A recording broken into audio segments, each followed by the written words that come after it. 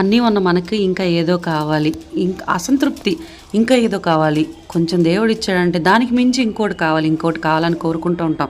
కానీ ఇలాంటి పెద్దవాళ్ళ పరిస్థితి చూస్తే అస్సలు ఆ కన్నీళ్ళు ఆగలేదు నాకు. నిజంగా అమ్మతోడే చెప్తున్నా, ఏడుస్తూనే ఉన్నాను అనమాట. ఈ పరిస్థితి ఈవిడ మాటలోనే.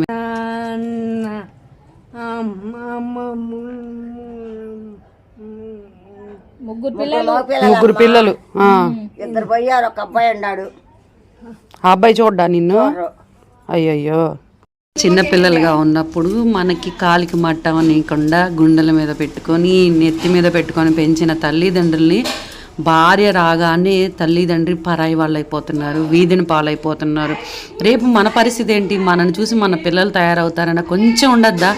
ఇలా వదిలేసామే, ఇలా ఈవెన్ చూసి మనం బాధపడుతున్నాం. రేపు మనల్ని మన పిల్లలు వదిలేస్తే మనల్ని చూసి వేరే వాళ్ళు జాలి పడతారు.